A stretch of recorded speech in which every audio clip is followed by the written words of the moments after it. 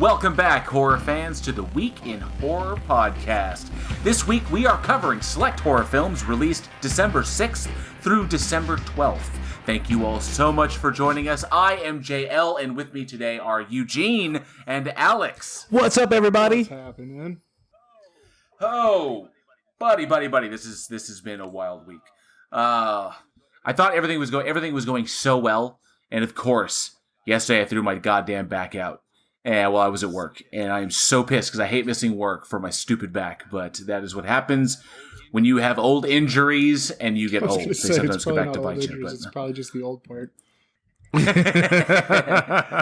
man, my shit was torqued up. I could barely walk today. So fortunately, I tried to make the best of it. So I got in front of the computer and basically tried to sit comfortably while I finished up a bunch of writing I had to do. I have a debate coming up on Sunday. And I had to, get my intro written out and all my other points and stuff like that. But god dang, I hate it when my back hurts. Because when your back is done, you can't do shit. Yeah, it's like everything goes through your back. So, like when it hurts or when it's thrown out for all the youngins out there, you're done. It's almost you just lay there. It's like the humans are made with like a central nervous system. Something that runs through the back. Yeah, something. These are the benefits of getting old, the dubious benefits of getting old. But hey, we'll muscle through it. I think I'll be okay for tomorrow at work. They're gonna be really pissed if I have to call in again, so I'll probably just go in anyway. I'll load up on a bottle of Aleve and force myself to go in. Don't get a heating pad and stuff like that too. Those will help. How you feeling, Jared? Oh, I can't feel anything from the neck down, but I'm good to go. Oh man, well, it was almost an excuse to break into this THC chocolate that my wife's friend brought her from a dispensary up north, and she actually brought us a bunch of stuff. She brought a vape pen for Angela. She brought a bunch of other things, and there's this really, really excellent chocolate that she brought. I have not touched it yet. It's still sitting in my freezer. Excuse for that? But I think I was fixing to say the same thing. Yeah, I know. I'm maybe before I go to sleep. Maybe if it'll help me go to sleep, and maybe I'll. But it's really strong. Take it right now. It's really strong shit. You still didn't answer the question. You need an excuse? I'm telling you, eat it right now, and the end of this podcast is going to be fucking hilarious. Yes. I'll eat. I can have one square. And then right before I go to bed, and it'll be so I have no idea. Maybe to help with my back, just kind of help me sleep through the night and whatever like that. But I'll probably sleep right through my fucking alarms. I'm such a goddamn lightweight. But anything to kind of take the edge off my back, because otherwise, if I just try to lay down as normal, it's just I can't move, so it just sucks. Oh, but enough about the physical ailments of my elderly state. Eugene, you did something really, really cool recently. Yeah, so I actually did an interview for a podcast called Scare Me, who's ran by Abel's Robles, if I pronounce your name correctly. But I'm sorry, Albee, I got it, Albee. I'm sorry, I got it, Albee. So the Albee is a local. Don't take offense. This is par for the course. It is. I'm sorry at this point, but it's Albee. He runs a podcast. It's called Scare Me, and he's a filmmaker out in Dallas. And what he does is he interviews people around the country talking about horror movies and urban legends. So we talked about a couple of urban legends that are here in Dallas, and he talks about with a couple of ones from all over the country, but it's a great podcast. I think it was about a 40-minute interview that him and I did, but check it out. It's on Anchor, YouTube, all the other platforms, but it's called Scare Me. So definitely check that out. Awesome. I'll have to look them up. I'll hit them with a subscribe. As soon as we get done here, I'll have to look them up. So, but definitely cool. Scare Me. Just Scare Me, because I know there's a couple that are similar. There's things that scare me and other similar deals. But Scare Me. What's the name? What's his name again? His name is Albee. But yeah, it's just Scare Me. Okay. Cool. Yeah, the Scare Me podcast. All right. Throw them a subscribe. Check them out on wherever you could put it right next to ours. Okay. So one thing, no, I'll be perfectly honest. The plan was originally for us to go live with this particular episode. That was the original intention, but we decided not to. We had some things that we were not prepared for. We ran into some complications. Things got a little bit problematic, but we can still record it as normal. We will go live on the next episode when we are a little bit more prepared.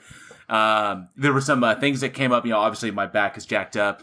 Alex has some very, very terrible news. Johnny had some family stuff come up. They were doing family pictures, and they kind of ran into that. But Alex, you might as well just tell him, man. So I know I've been like super adamant on other podcasts about going over like be safe during this pandemic and shit. And I found out exactly why the hard way, without getting too much into when, where, and why. Some of my for legal reasons. Yeah.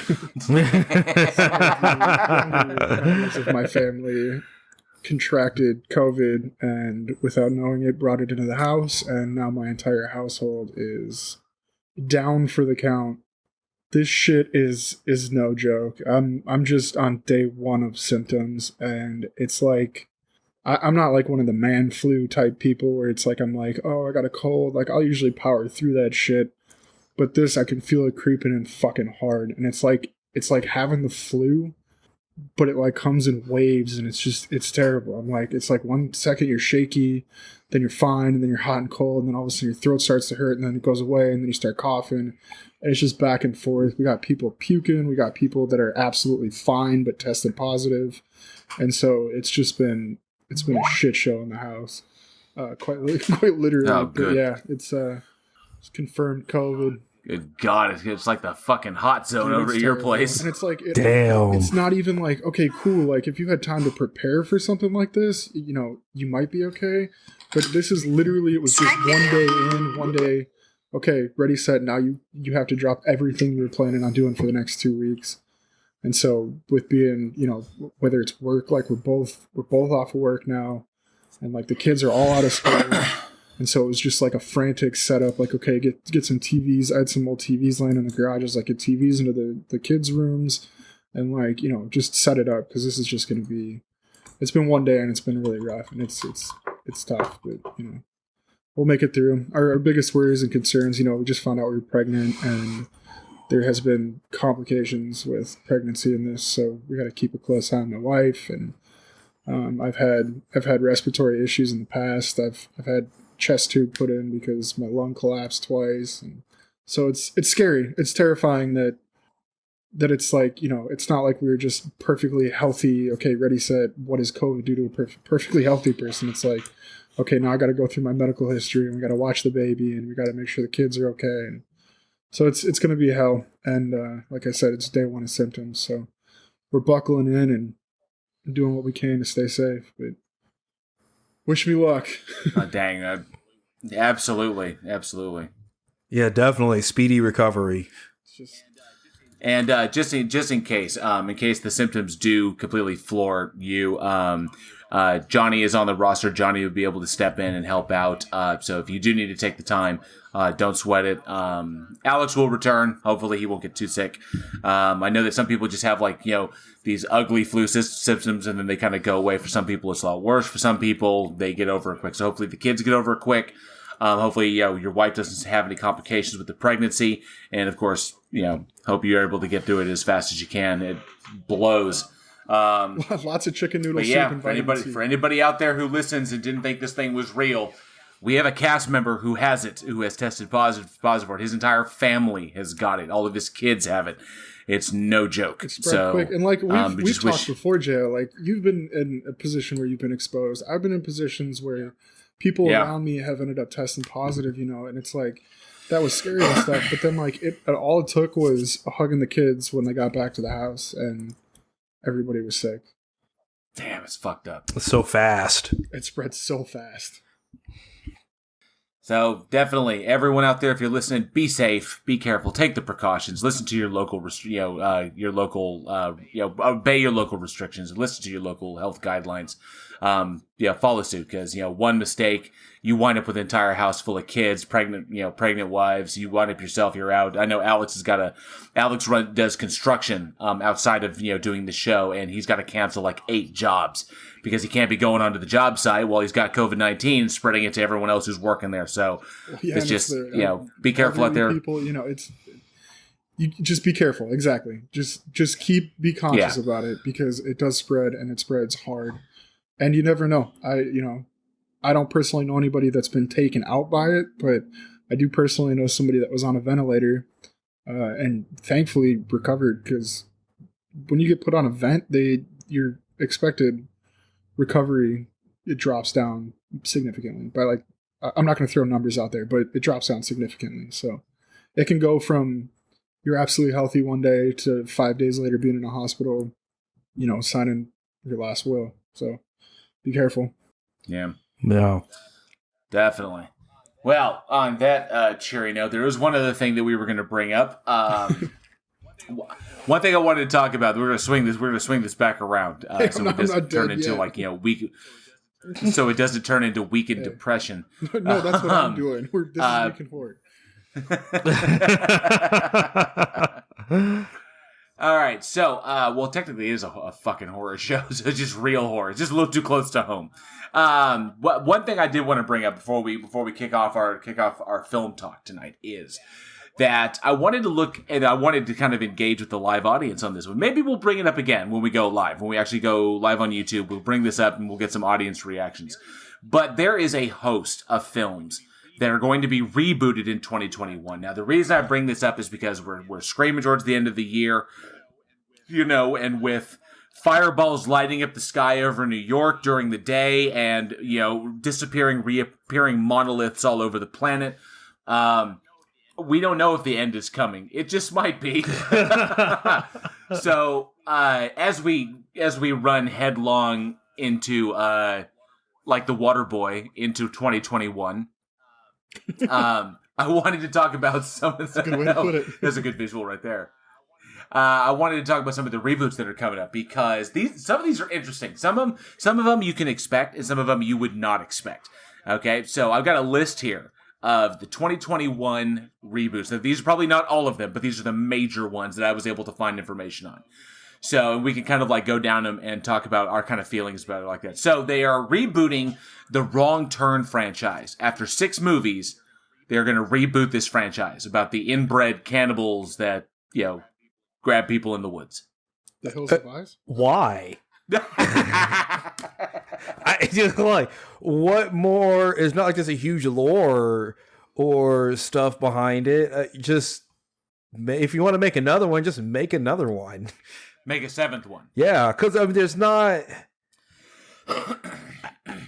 It's inbreds in the woods, and then they eat people. I don't know... Like some of the others, I won't spoil. Some of the others I can be like, okay, yeah, this is an established lore, and you want to reboot it. But this is kind of like, okay, sure. I'm guessing with the mythology that they've created in the kind of Wrong Turn universe over 6 films, because they had like the prequel film that explained where they all came from, and then they had the last one that explained kind of like it's not just like, it wasn't just a bunch of inbreds in the woods. It was now a community of inbreds in the woods. Now it was a long history, this is like a family thing that goes back like centuries, of like inbreds in the woods that eat people, and how it's all fucking weird. And of course, maybe they wanted to start up a new mythology, or just kind of, reboot, remake the original and bring it back. Of course, it won't have Elijah Dushku in it, so why the fuck would we go see it? Exactly. So I'm glad somebody said it. So the next one they're going to I came across, An American Werewolf in London is getting a remake. This one, okay, so this is worrisome, because fantastic movie in my opinion, could be fucked up severely if you enjoy the film as much as I do. So like, I don't know if there's... Yeah, we saw American Werewolf in Paris and it sucked. We saw American Werewolf in Paris and it sucked. It's garbage. That's the thing, is like, it could be really good, but at the same time, like, if you know the movie from before, it could fuck it up. But they could grab a whole new audience being that we're so fucking old now. Possible. It is being, I think, written and directed by John Landis' son. So there is some kind of influence from the original director, from John Landis, but there is rumor that he is not happy about it being remade, even though it's his son in charge of it. I mean, the biggest thing I'm going to tell you right now is how they're going to do the werewolf transformations. Uh-oh. That if I see a CGI transformation in the movie, I'm done. I'm done. That's one of the things American Werewolf in London is known for, is its practical effects. First, see, if I see one CGI, I'm gonna fucking walk out. Like, I'm out. See, that was the thing that got me, because when they remade The Wolfman with Benicio del Toro and Anthony Hopkins, with that remake, the werewolf itself was practical. That was him in the suit. That was like I thought that werewolf was really, really good. Just the way it looked. But the transformation scene was CGI, which I thought was sad, which I thought was just a loss, because you want practical effects. You want to really go. I think the last really good practical effect transformation I saw was in Late Phases. Late Phases had a really, really good one where they did the guy was transforming in front of another guy. It was like the guy was a priest, and this guy goes to confess, this is what I am. Oh, I'm a killer and everything, and then he transforms to a werewolf in front of him. And the way they shot it was the camera was basically turning 360 degrees. So it would turn 360, and it looked uncut. It looked like there were no cuts. There may have been very subtle cuts, but it would go 360, and it would pass by the guy, and we'd see him turning into a werewolf. And then it would go, and it would turn, and we would see the priest and his reaction. And then it would turn, and we'd see the guy further in the transformation. And it just kept doing that. And it was really, really, I thought it was pretty sweet. That's cool. But that's a cool idea. That is pretty cool, yeah. So, American Werewolf in London. I'm definitely on the kind of thumbs down on that. That is and not because movies don't deserve to be remade, but that is a classic. That is a Landis classic that does not need to be touched. Much like The Exorcist does not need to be touched. But there's been such backlash against the Exorcist remake, and that's supposedly coming out later this year.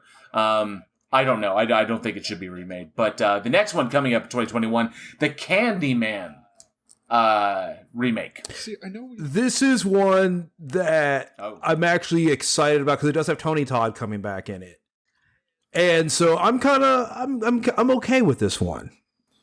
See, we've talked about this before.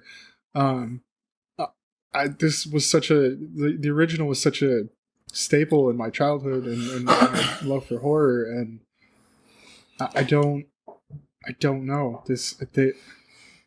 I've got high hopes for it. I guess we'll just leave it at that. I've got high hopes for it. I just don't want to be disappointed. Well, the trailer for it is out. Or at least I get the teaser. The teaser for it is out. So maybe. I know it got pushed back because of the COVID-19 thing. Fingers crossed. Maybe. I'm kind of 50-50 on this remake. I really am. Firestarter. I swear to God, if Drew Barrymore doesn't come back in this, she's going to be the mom now. See, this is interesting because supposedly it's a direct remake basically it's a more faithful adaptation of the short story is what I'm hearing. So, but yeah, this is obviously Alex is correct. This is the one that a very, very young Drew Barrymore. I think she was like 6 or 7. When she did this film, but and Heather Locklear, yep. And George C. Scott, mm-hmm. So as Redbird, so very, very cool. Was it? Yeah, George C. Scott playing an Indian. That was kind of interesting. But this will be interesting. I'm kind of curious. I'm always up for Stephen King adaptations, and given the success of them on Netflix. And of course, the big ones that have come along, that Frank Darabont has done. I'm really hoping to see something really, really solid. Not to mention, I recently sat down and watched with Angela the adaptation of The Outsider on HBO. That was amazing. That was absolutely incredible. I highly recommend it. HBO if you can get HBO Max, check out The Outsider. I don't know where they're going to go in season 2, and as a matter of fact, I think HBO is shopping season 2 to another network. And it's smart because anything in season 2 will not have been written by King. But the first season is basically based off the book The Outsider, and it's really, really good. You know, Jason Bateman, a whole host of excellent characters, excellent actors in that. Another one, Little Shop of Horrors. Feed me, Seymour. I think this one's just going to be fun. It might be, but what if it's a remake? If it's a remake of the horror comedy musical, yes. But it could be a remake off of like the original film production, which really wasn't a comedy. It was kind of funny. It had moments, but it didn't play to the comedy like the '86 remake did. If you don't, you have to play into it as a legit horror movie. I think that could be really interesting. If they're remaking it as a musical, Rick Moranis in it, it won't work. Here's the thing. Okay, so Little Shop of Horrors. I keep thinking of what was a scary movie like 1 or 2. When dude gets rolled up in the blunt. And the fucking the plant was smoking him. But I mean, I could agree if it's more horror than comedy, then I think they might have something. But this is another one that's up in the air for me. Okay. I'll watch it for sure, but I don't know if you can. It wasn't something that wanted to or needed to even be touched for a long, long time. It feels like reaching at the bottom of the barrel to me. It'll be our luck. It'll turn out like fucking Repo the Genetic Opera. I love that movie. I know, it's amazing. Yes. Another one. This one kind of surprised me. Nosferatu. Yo, so I saw this. Nope. I recently had come across this, and I was going to bring it up to you guys, and then we started talking about when you were like, "Hey, we're going to go over these 2021 reboots." Excuse fucking COVID. And then I saw it on there. I was like, "Fuck yeah!" So I want to hear your take on it first, Joe. Well, I'm really curious. Because the original Nosferatu was not that long. You could classify it as a short film. Does this work as anything but a short film? Now, there was Shadow of the Vampire with Willem Dafoe and John Malkovich. But that was like a documentary of the making of the film, suggesting that, Count Orlok was an actual real vampire. And it was, it was tongue-in-cheek, a horror comedy. But to remake the specific movie, the storyline really isn't there. I mean, you have a vampire, the vampire does this, the vampire shows up, it goes like that, and then, the classic disappear in the sunlight. But there's the question, does this work as anything greater than a short film? I mean... And see, the problem is with Nosferatu. So Nosferatu is a straight ripoff of Dracula, and in fact, it was originally just supposed to be a Dracula movie. And the Bram Stoker's wife or widow at that time didn't give them the rights to do it, so they just changed the name. Yeah. So I'm curious. Like now, is Nosferatu the lawsuit over that is what bankrupted that production company that made. Nosferatu, because it was I remember they got into a big fight. Yeah. With in the courts over with the estate of Bram Stoker, which inevitably turned out almost all the copies of the original Nosferatu would have been destroyed had someone not squirreled one away. Otherwise, we would have lost the movie. Yeah. So, but yeah, that was a big fight. That was a big fight. So, what I'm really curious about is Nosferatu now its own like IP, or do you have to get the rights to Dracula also? No, I think Nosferatu is open, just like House of the Devil is open, which is why you could find them on YouTube for free. I could post that up on Week in Horror, and no one would bat an eye. It's completely open. Just public domain now. Okay. Yeah, it's public domain at this point. My main concern. So okay, you go from like a silent short film that was, it was very influential, and it might have been a knockoff, but it was, in my opinion, excuse me, a good movie. How do you take that and, like you said, turn it into a full feature film? Yeah, I don't know what you'd add to it, because any exposition you'd add to it would be solely. I mean, it's either pulled from Bram Stoker's Dracula, or you're creating it on the fly. So I don't know what you could add to expand the story. The story is fantastic in the short version that we got. So I don't know what they could add. I'd say I'm 30-70. 70 against 34, because there's way too many variables in play here to mess with such a such a required viewing for horror. Yeah, agreed. And I've said it before. I don't know why people keep remaking good movies, whereas why don't you remake bad horror films and try to get it right? This is true. They already got Nosferatu is already right. They already got it. Hot take from Eugene. Yeah, no, don't fuck. Stop remaking good shit. Remake bad shit. Make it good. Yes, like Dune. Also coming up, after 7 movies, they are remaking Resident Evil. Is it a remake or is it a continuation? I think it's considered. I think it's actually considered a reboot. Like they're starting it over again. This will not have Mila Jovovich in it, so I don't know whether. I think it's going to be based more strongly on the games. Yeah, if they focus on Claire and Chris and that side of the story. Yeah, or the stuff with Rebecca, Chambers, yeah. And going along what was it? Basically the Alpha team that first went into the mansion before everyone else got killed before we pick up in the first game. I honestly don't know. There's no Mila Jovovich, and it's going back to the beginning. So, and they say it's going to be more faithful to the games. I'm not sure what they're going to do with it. So I'm 50-50 on this. We had 7 Resident Evil movies. We have the established character Alice. We just put her through her paces in a bloodbath debate. I don't know if Resident Evil needs to be remade. If they could take the story, maybe I don't know. Take the story from the games and wrap it up all into a movie. That would be fucking fantastic. Because I've played all the games from start to finish multiple times, and I get so lost when I get to like 5. It's like 4 and 5. The only thing 6, I want to see is what the fuck is going on now? I want to see Wesker. I just want to see Wesker done like absolutely right. I don't want to have Wesker moments. I want to have Wesker throughout. Wesker, where have you been? I want to see but he has to be, like legit Wesker throughout. He has to be the only anime character in the movie. And picking up where Eugene said, why do you remake good movies? Remake bad movies. They're remaking Spawn. Well, okay. So I like the 1997 Spawn movie. Yeah, the Michael Jai White one. Yeah, which to me it feels more like a guilty pleasure than like just for the sake of liking a good movie. The Michael Jai White, who is a martial arts action star who stars as an assassin who does no martial arts. I always felt so bad for him. So I was like, this one I'm okay. I'm okay with the remake for this one.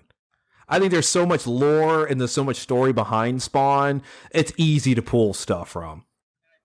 And I think Todd McFarlane is in a better position where he can actually control what's happening, other than because I know New Line took a lot of control from Todd, and that it fell to the studio's favor over him because, he wasn't a huge filmmaker. Yeah, Spawn is his thing, but it's kind of like how in the early days when they started adapting Neil Gaiman stuff, Neil Gaiman was not pleased because it wasn't his. They were changing it because studios fucking do that. They change stuff. And so I think that Todd has better control of it now. He has a better contract. And so we may get something a little bit more akin to the comic books than the action movie we got in 1997. The interesting thing is Jamie Foxx to play Al Simmons.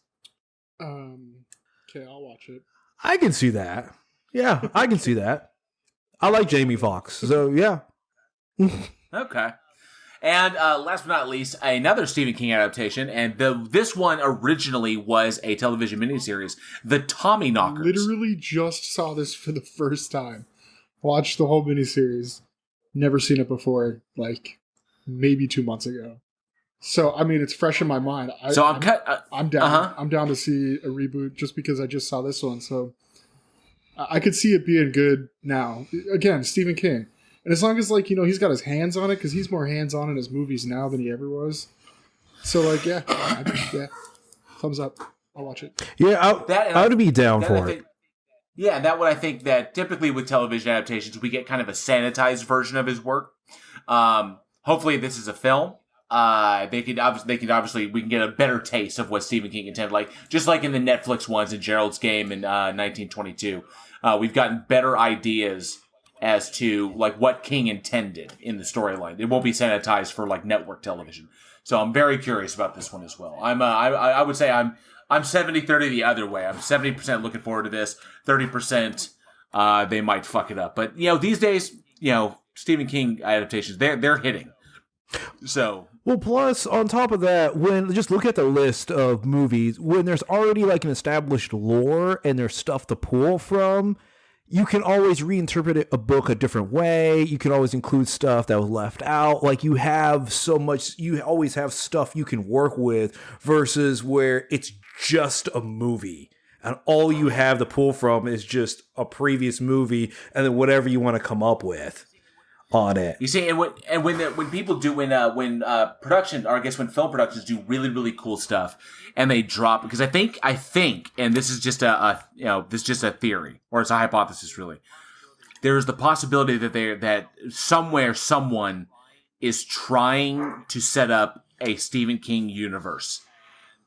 And kind of like the MCU, kind of like the DC extended universe, they're trying to set up a Stephen King universe. Because in the Dark Tower film, which unfortunately was not great, it could have been way better. I think it was rushed. That was a problem. But there are other films around that, and we know that Stephen King's books are pretty much all interconnected. It's all part of his universe. The reference in Gerald's Game that came on Netflix, I don't remember if anybody saw that, but there was a reference to the Dark Tower in that film. Now, if I remember correctly, in the book Gerald's Game, there was no reference to so why the fuck Dark did they Tower. put it in Gerald's Game? Because technically, there are references in Gerald's Game to other books that do reference the Dark Tower. Well, what the fuck? Okay, so, but it's a very, very clear, because you can't make all these references in the movie, you have to be able to sum them up. And there's a moment when her husband's ghost, we assume his ghost, or maybe she's probably hallucinating because she's dehydrated, and she's handcuffed to the bed. She sees her husband's ghost, and her husband is telling her it's okay. She's kind of convinced herself it's okay to die. And he says to her, all things serve the beam. Huh. And that is a line straight out of the Dark Tower series. That that all the beams that hold up reality in Roland's Dark Tower universe, they're like spokes on a wheel, and they are the support structures that hold up reality. And all the realities that share the kind of phased out space with the Dark Tower, with the Dark Tower series, those beams do exist in those alternate realities, but they take the forms of other things. They are manifested or personified by something else. And the Dark Tower itself has a manifestation of something else as well. Like in the Stephen King unit, in Roland's world, the Dark Tower is literally a giant fucking dark tower. It's a huge thing. But in, say, the Stephen King universe, where it's like the normal world where we are walking around, it's a rose growing in a vacant lot in New York, in between two buildings. There's an empty lot, and there's a single rose growing out of a crack in the ground, and that's the Dark Tower in our world. And that in another world, it will look like something else. So it's really, really interesting stuff. But the fact they brought that up, I think that there's someone out there hinting or trying to put together a kind of Stephen King universe. And I think another attempt was the Castle Rock series on Hulu. What if there's a huge conspiracy to start this thing up, so directors are making these movies and stuff? Stephen King has no idea yet. Does Stephen King know? It's really, really interesting. One thing that's really cool about King is that if you're a filmmaker out there and you really, really wanted to do an adaptation of one of his movies, you can go through the Dollar Baby program, whereas you basically would, for $1, you can option the rights to one of his stories, and then you can shoot the movie. Okay, there's a couple of requirements, and you just Google Dollar Baby and Dollar Baby Stephen King, and it will bring up all the requirements to do that. And if Stephen King agrees, you basically pay him $1. He sells you limited optional rights to basically adapt one of his short stories or one of his books or whatever. It's called the Dollar Baby program. And then I think the difference is that he gets to keep the final cut. He gets to keep them.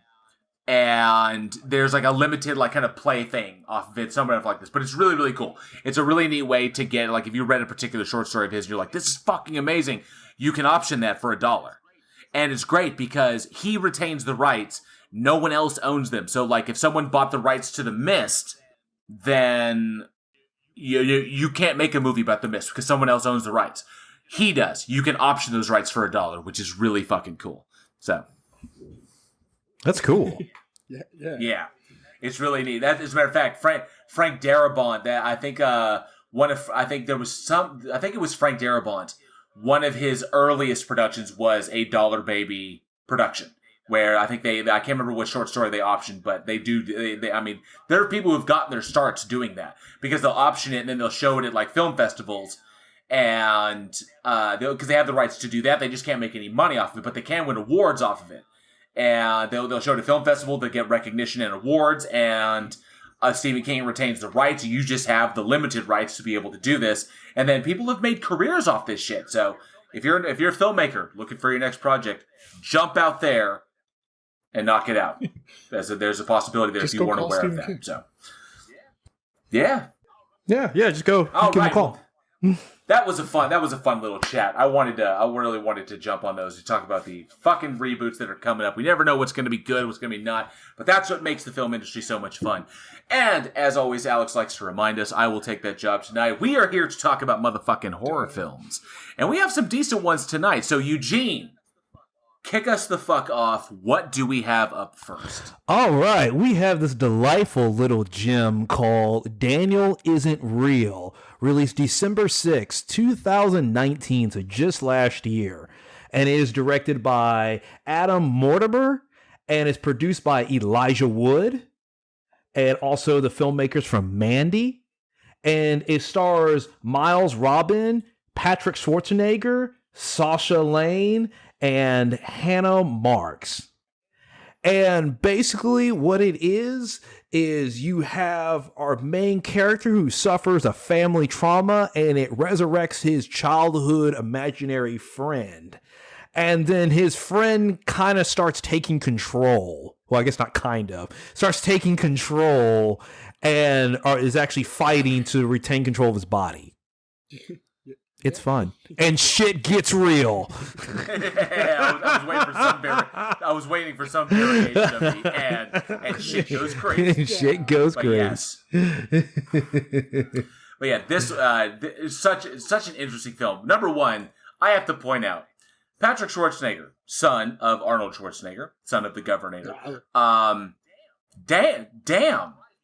Surprised me, because typically you see like the children of actors or the children of like people in the industry, and you're kind of like, can they act? Did the talent, jump? Did it actually like jump? Because as much as I want to like her, like Lily Rose Depp, daughter of Johnny, I love Johnny to death. Johnny Depp is an amazing actor. I love him in everything he's done, even the bad stuff. And his daughter, she's cute as a button, can't act for shit. I'm sorry, sweetheart. Go, maybe lessons. Meryl Streep said it required many lessons for her to learn how to act.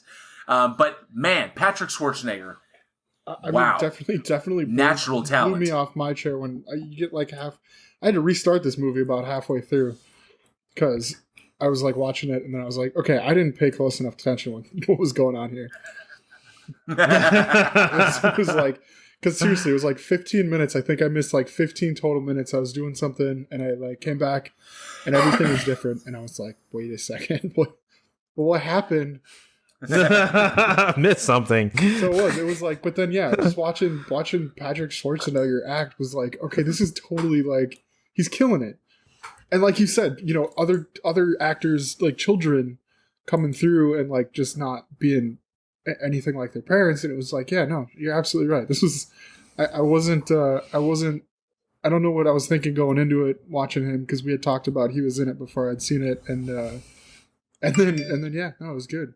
I look forward to seeing some other stuff that he's in. See, the one thing that got me is that when playing, obviously, when the reveal comes and we discover what Daniel really is, the thing that got me was that looking back at his performance, especially the second go around, a character like that, there is an under basically of the main plot.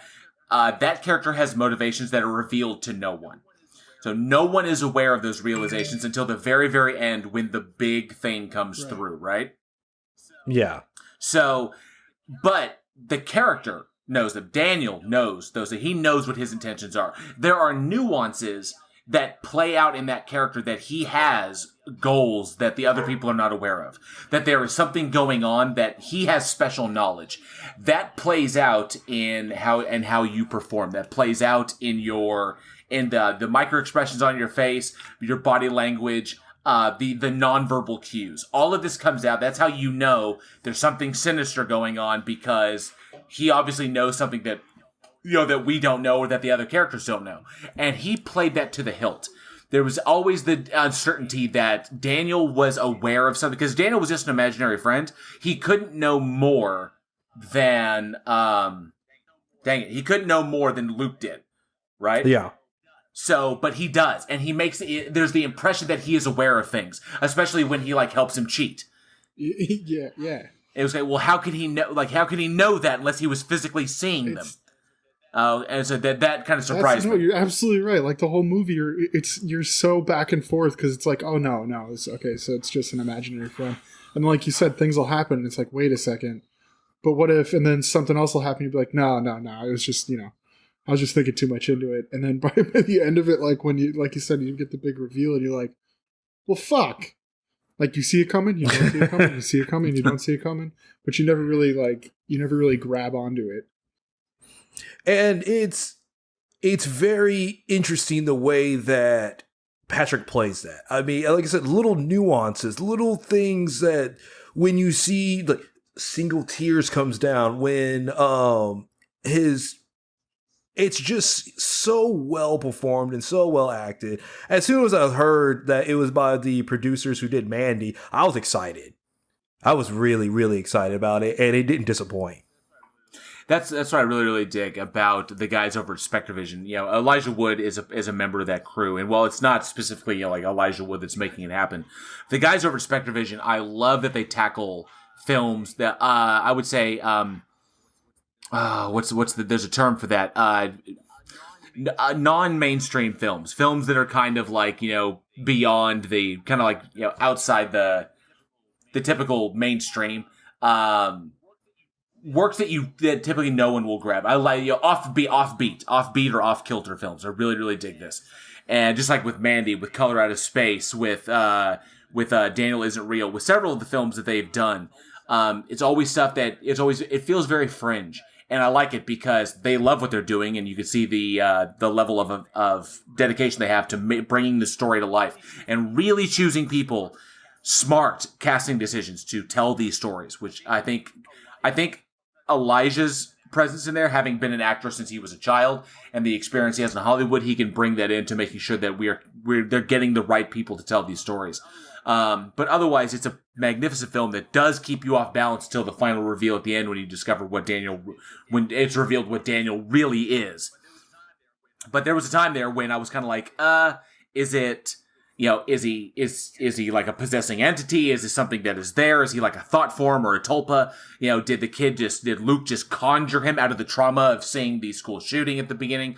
Don't know, but when we reveal, and then of course the whole schizophrenia thing. His mother has schizophrenia. It's entirely possible that Luke is schizophrenic as well, and that's never really summed up. It could be that he was targeted by this thing that calls itself Daniel, because of his schizophrenia. Maybe he is schizophrenic, and the thing can use that to its advantage.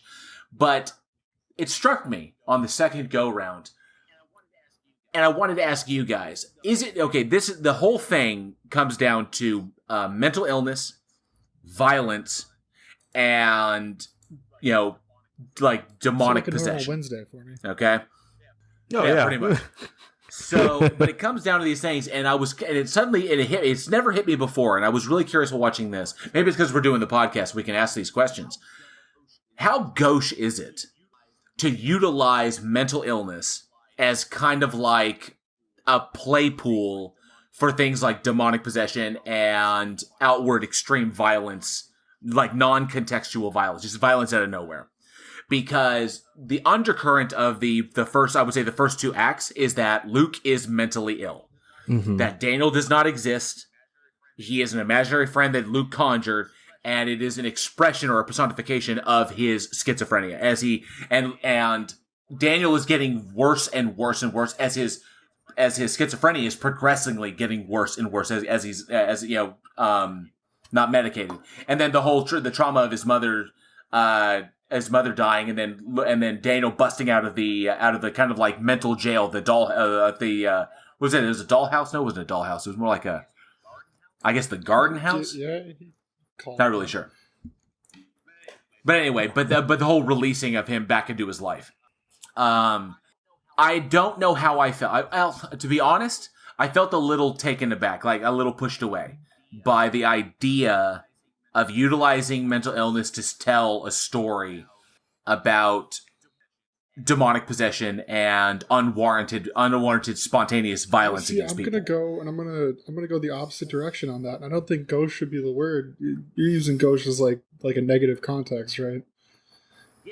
That it's cheap. I mean, yes and no. It's cheap to do that. If you look into like demonology and supernatural stuff like that, like mental illness has a lot to do with that. That's like a main thing in a lot of like demonic possession type stories. It's like they look for weak-minded or mentally ill people to possess because they're easy to possess, and the outward violence that you're talking about, it all reflects on mental illness. And mental illness is something that I've dealt with personally and an experience around me in my whole life. And when I see stuff like this, when people try to take that and portray it on the screen, most of the time, if they've got the balls to do it, they do it in a very good, I wouldn't say good way because like it's not a good thing, but like they portray it very well. And like when it comes to stuff like you said, like possession and stuff, I feel like you kind of, if you're using the mental illness as like a conduit for a possession,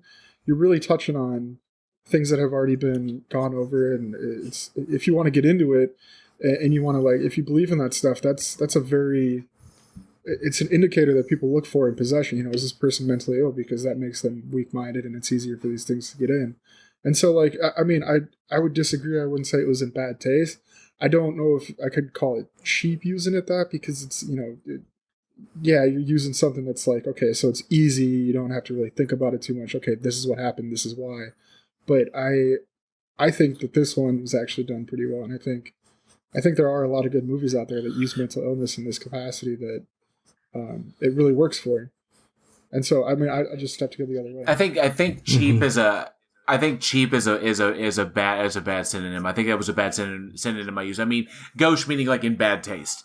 Like, mental illness has such a long history in reality of, being confused for demonic possession, being confused for various other supernatural ailments of that. And of course, those who are mentally ill have suffered greatly because of the ignorance around understanding hundreds of years of misunderstanding mental illness. The mentally ill have, suffered for that. And of course, using this as a trope to be like, everyone thinks he's mentally ill, but it's actually a fucking demon who, uses people. I don't know. Maybe it's the context. Maybe it's the kind of times we're living in, it's because if somebody is possessed, then it would come across initially as mental illness. So because people don't immediately go straight to, they're possessed or something controls them or something like that. Like people don't know, well, that person's acting weird. They must be controlled by something. We would initially go through it as, okay, well, they're probably mentally ill, and then you work through the process of that. So I don't necessarily consider it, say, bad taste or maybe a cop-out or something like that at all. That's a good way to put it as well. And I mean, a lot of this one, like we touched, he experienced trauma. And extreme trauma, yeah. And that's again, I really like this movie because like I could personally relate to a lot of this stuff. I didn't see a school shooting, but I went through some things in my life that, I ended up I've talked to therapists for a lot of my life, and it can go so wrong so fast dealing with those traumas. When you hear about, if you research serial killers, I'm real into a podcast, Last Podcast and Left, they cover a lot of serial killers. And a lot of these serial killers experience trauma in their childhood. And so like it touches on that. It touches on the mental illness, but it uses it in an artistic way. I believe. I do really like how they use it, and don't get me wrong, there are plenty of movies out there that use it in the wrong way, but I think the way that they played off of it was correct. I don't think it was like they didn't bash it, they didn't use it in the wrong way. They used, okay, trauma, this happened, it opened up this is a thing that, because of it played well for me. It didn't seem like it was a major, going deep into that kind of territory was obviously it was not the main focus of the film. The main focus of the film is the relationship between Luke and Daniel and the effects that Daniel is having on his life, which I think could be analogous. Obviously, there's a mental illness subplot there, but it could be analogous to, to themes that we saw in like Fight Club, or films like that, where it's like the desire to be something else or to be better than what you perceive yourself to be, and then taking control of your life and taking control of ultimately your fate, not letting other people be in charge of you. There's definitely a lot of subtext there. I thought that I don't know if I 100% agree with the schizophrenia thing and how much it played into Alex. I thought it worked for the mother, because sometimes schizophrenia will skip a generation. Most of the time it will skip a generation, but and I thought that was excellent for him because obviously when he's in school later, when it picks up and he's in college and, he's, freaking out about his personal life and his future and, and dealing with his mother, who is now descended into like paranoid delusions and, self-hatred of her reflection. His mother is very far gone and he's got to deal with that. Because his parents are divorced and it's just, he feels it's his responsibility, especially after the incident with the smoothie. So, and I thought that was a good anchoring point for the character, something that he has to deal with, it's a big hurdle that he's got to express himself, or he's got to kind of navigate around, especially for someone as social anxiety ridden as Luke is, as the character is. But the whole questioning himself is has it spread to me, or do I have it? Yeah, it didn't really resonate so much. I didn't think it was necessary. That may have been it. It may have been, the current times who may be more sensitive to just throwing around the term, mental illness, schizophrenia for, all over the place, using it as a trope. Not 100% sure. But overall, I really, really enjoyed it. And I thought Patrick Schwarzenegger was magnificent as Daniel. Really, really surprised me. Thought that was cool. And of course, Mary Stuart Masterson, who played Claire, played Luke's mother. She's been great. I've loved her ever since Fried Green Tomatoes. She's a terrific actress. I forgot she was in Fried Green Tomatoes. So very, very cool. Very cool stuff. I mean, I would recommend it. It's a good little kind of like midnight film, make you think about some things, and with some really, really decent acting and a nice little story. I think it's kind of cool, and it's new. It just came out last year, so yeah, it's relatively new. Yeah. Oh, absolutely. So actually, I'd like to ask the audience: does possession terrify you? I don't know. There's something about loss of control of like body and stuff like that. That's just kind of real scary on that. That is kind of freaky. I know we have several listeners who can't watch things like, the exorcism films, like, The Exorcist or Exorcism of Emily Rose or stuff like that. They can't deal with that because the idea of something inhabiting their body and them having to take a back seat, or like being aware but not in control, is just a terrifying concept. Really, really freaky shit. So, I thought, I'd be curious as to what our audience thinks about that. Do possession films? Are they really fucking scary? Yeah, because speaking back, because I love referencing this film, since it's really good. We talked about Hosts the last couple of episodes. Oh yes, and how you have an alien entity driving your body, and it was always freaky because when one person's about to die, the alien jumps ship, and then the person's left with the consequences of what happened. On top of that, and I thought that was really well done. Yeah, that's wild. But yeah, so does you left me? Just leave me alone. I don't need you. All right, but definitely let us know in the comments below or at weekendhorror@gmail.com. Do possession horror films, do they terrify the fuck out of you? I know some people out there, the answer is COVID. Oh, yeah. COVID. All right, so, Alex, what do we got next? Let's go way back to a very dark time in American history, but also a great time for American film. I could, Yeah, I agree. Wait. Well, we'll give it. Oh, this is December 7th. 1945. We're talking about House of Dracula. Fuck. This movie. I'm gonna pull a fucking Eugene. Directed by Erle Kenton. Erle? I think that's right. Kenton? I don't know. I guess that's the only way you could say that name. I think so. Written by Edward T. Lowe Jr., starring... excuse starring 2020 in my lungs. Fuck. Fuck. Starring Lon Chaney Jr., John Carradine, Martha O'Driscoll, Lionel Atwood. Try not to fucking cough. I'm gonna die, y'all. Whew. Anyways. You're good? Just breathe. Just breathe. This shit is just fucking for real. Anyways, this was a cool crossover movie with the Wolfman and Count Dracula. They don't want to be Wolfman and Count Dracula anymore, so they go to Dr. Edelman and try to get cured of their ailments. Fucking Christ. Yeah. That's as far as I can go for a second. Yeah, well, yes. Even in 1945, Universal Pictures had the grand idea of combining the Universal monsters in their library into a big connected universe. So this was actually the fifth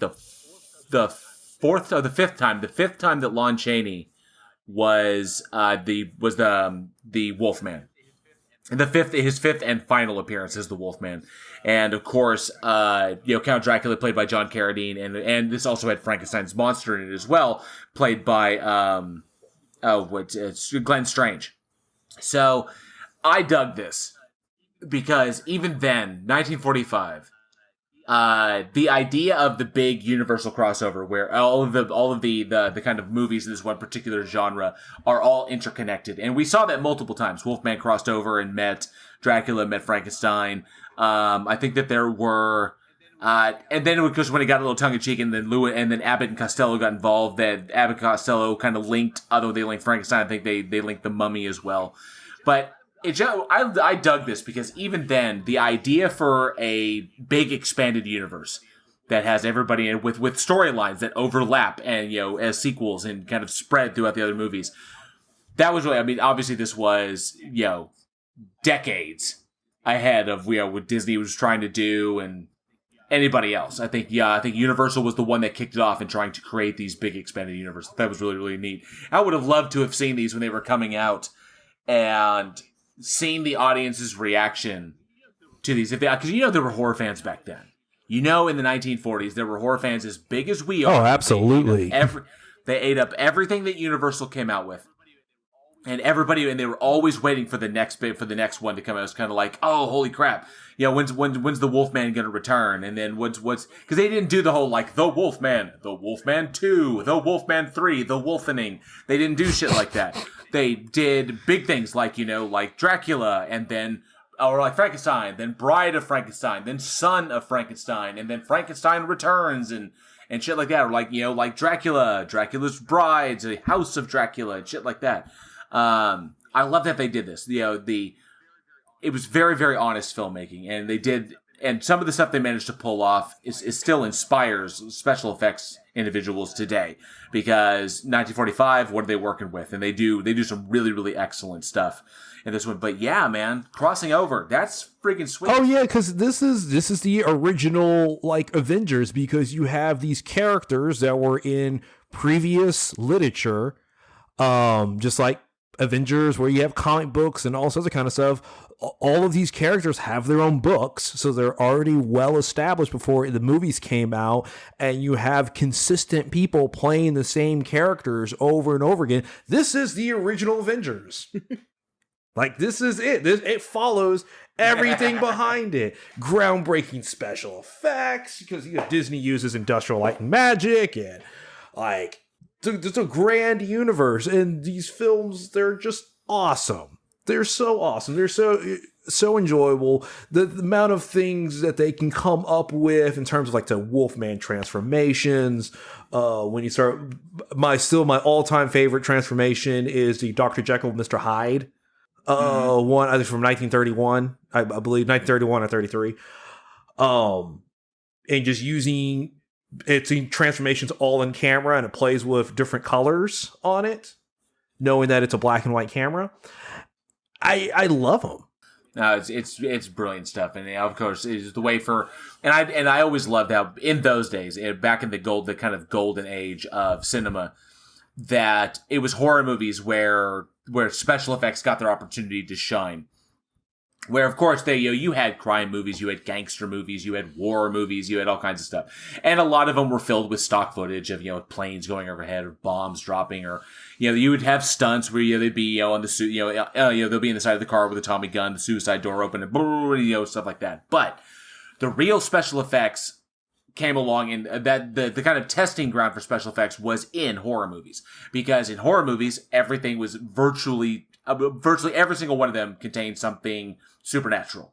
They were either ghosts or you didn't see a lot of aliens. Not until the Roswell incident, you didn't really get aliens in the mainstream. So, I know that, it wasn't until like the 50s and the 60s we started seeing aliens show up. So then it was vampires, it was werewolves, it was Frankenstein's monster, it was mummies, invisible men, creature from the Black Lagoon. But even that, Creature from the Black Lagoon, that was a dude in a suit who was scuba diving, actually technically he wasn't, he was holding his breath with scuba divers around him, feeding him oxygen, swimming in that fucking suit, in that, the creature suit. So, but the special effects always got the test drive in horror films. And then they worked there, they were able to take them and apply them to other films, to other movies. So that's why we get the stuff that James Bond did in his movies. Those effects, those stunts were tested out in horror films way, way, way earlier.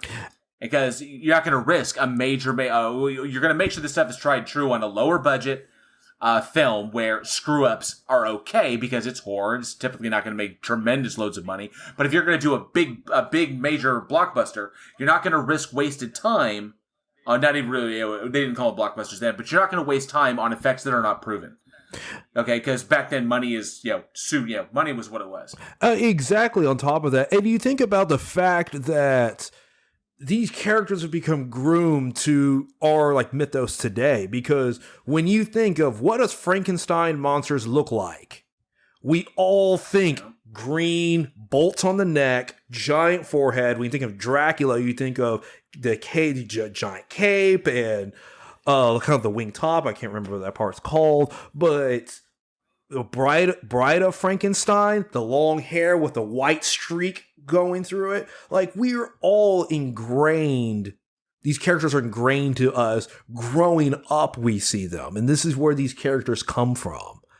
So, sure, you can make Frankenstein look like whatever today, but someone says Frankenstein, we're all picturing the same thing right now. Oh, yes. So it stands the test of time.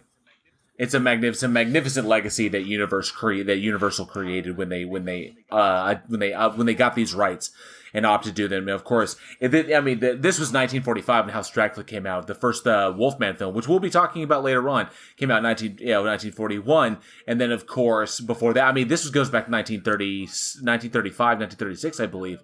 1934, I think, with the first werewolf film that they did, which wasn't Lon Chaney. Lon Chaney was in that one. Lon Chaney picked it. He was the second person to play the Wolfman for Universal. But it goes all the way back to Jekyll and Hyde, to Dr. Jekyll and Mr. Hyde. Yeah, you think Dr. Jekyll and Mr. Hyde, the original Frankenstein? Yep. Boris Karloff and somebody shoot me because I can't remember his name. Dracula. Oh, Bela Lugosi. Bela Lugosi, son of a bitch. Oh, wow, shoot me in the head. God damn.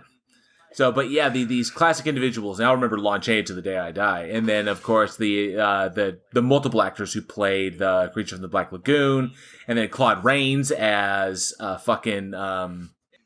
fucking Invisible Man. I think Claude Rains was actually, we'll be talking about him because he actually shows up in The Wolfman in 1941. But I thought this was also kind of neat because the kind of the legacy. It wasn't Bela Lugosi who played Dracula in House of Dracula. It was John Carradine. Mm-hmm. John Carradine, father of actors David Carradine and Keith Carradine. Mm-hmm. But John Carradine was Dracula in this one, in a pretty decent performance, not Bela Lugosi style, but I would say as good as you could do. Without being just mimicking him, and then of course Glenn Strange as Frankenstein, done very, very well. That looked pretty Karloff-ish, but not perfect. But it was a smaller role because it was kind of like the technology that makes that basically does what they were going to try to do because Dracula is undead. He wants to be alive again. He wants to be human again. So the idea of what could bring Frankenstein to life, because Frankenstein was dead and then he was brought back to life, they could possibly use that to help Dracula, become human again. So he plays a little bit in there, and but it was fun. It's fun watching these characters come back time and time again. And this, so makes me long. I kind of sometimes think I wish I'd been born in that decade so I could be in the theater watching these things in like their original 4:3 aspect ratio, and as these things come out, being blown away, watching audience reaction to these monsters coming on, people freaking out and just be like, this is amazing. So very, very cool stuff. A legacy that has informed our filmmaking since the fucking 30s. Oh yeah. I was doing a little bit of research, and so there was a scene where Frankenstein actually gets stuck in quicksand. And so apparently the quicksand was like really super cold to the point where Strange couldn't feel his legs because he spent all day, he had all the makeup, and then he was stuck in that quicksand on top of that. So Lon Chaney was passing him bottles of scotch throughout the day. They're trying to keep him warm. And that actually tracks because Lon Chaney had a notorious drinking problem. And made him extremely difficult to work with, and is it's rumored to be one of the number one reason why he was let go from Universal. He did play the Wolfman 5 times. This was his last time to play the Wolfman. It's rumored that his unstoppable drinking is what led to him being let go from the picture, and obviously then moving on with I can't remember who picked up the role after him, but he was the legend who started it. But unfortunately, this it was the friggin' 40s, man. It was drinking was drinking, but there's all kinds of cool stuff that come out. I thought they did some really neat stuff when they're doing the transfusion scene, and Dracula realizes what the fuck is going on, and then turns it back to basically infects the doctor with his blood. The doctor turns evil, and I thought that was done really, really well. There was some cool stuff. Go back and watch, anybody out there listening, go back and watch these films. Watch these movies that have inspired filmmakers for generations. Go and check out this. This is the foundation of horror. This is where a lot of us get our inspiration, where we got our first taste when we were looking back and said, where did this all come from? Where do these stories come from? This is the stuff. This, Universal's original library. It's out there. You can watch the vast majority of them. You can find them on YouTube for free. Just go ahead and check them out because they're so much fun. And you can tell the actors a lot of the time they were like drunk or they were high or sometimes they really, really loved doing what they did. And but it lends itself to the performance. Some of them were like grand professionals like Christopher Lee, Peter Cushing, Boris Karloff are all like grand professionals who took what they did extremely, despite the fact that Karloff is walking around like, he took that role very seriously because he felt because there was a story to be told in the monster that he wanted to make sure came out in that, and that's why we love it so much. Bela Lugosi, what he brought to the role of Dracula, Claude Rains, what he brought to the Invisible Man, to the manic depravity of the Invisible Man, and of course Lon Chaney, and just kind of the wild man thing. Maybe his drinking lent itself to that. But you can get a taste of all this stuff. Go back and check these out. It's a grand legacy left behind by these phenomenal actors and filmmakers. definitely. But I hope that Universal's Dark Universe does not fuck this up. Yeah. Kind of already did once, and then twice. I get images of a fucking lawnmower that will not start. Or maybe you get it to kick on for like 10 seconds, then it fails again. And then you spend like 30 minutes trying to kick that thing on. It finally kicks back on. You get 3 more feet of lawnmower, and then it dies again. That's what the current Universal's Dark Universe. Yes and no. Conjures for me. Dracula Untold was. I thought it was a pretty cool take on it, but it just didn't sit well with critics. I understand why. I saw it. I thought. Obviously, I'm a big fan of Luke Evans. I love Luke Evans' work. The dude is amazing. I thought he made a great Vlad the Impaler. They pulled off the whole historical element with with Turkey coming in and kind of like stepping all over his territory, and him be like, "No, this is my country. Fuck you." And I dug that. I dug the kind of historical twist there, but it was. But the whole thing, he ended up in modern times, so it would have played into everything, and it was. It was a good try. It didn't sit well, and then Tom Cruise and the Mummy just kind of. Well, it was Charles Dance. Charles Dance, who sold me as the vampire trapped in the cave. Yeah. I loved. He was amazing, especially after years of watching him as Tywin Lannister. I loved seeing him in that role. I dig Charles Dance. He could do whatever. The guy's just phenomenal. He's a legendary actor. But yes, I loved him as the vampire in that, and just being a badass. So I enjoyed it. But then of course it wasn't just Dracula Untold. You have the new fucking Mummy film with Tom Cruise. Right. I don't know. See, this is the fucked up thing. It's like they say, we're going to do a Universe Dark Universe. Then they release a movie. It's like, no, that wasn't a part of it.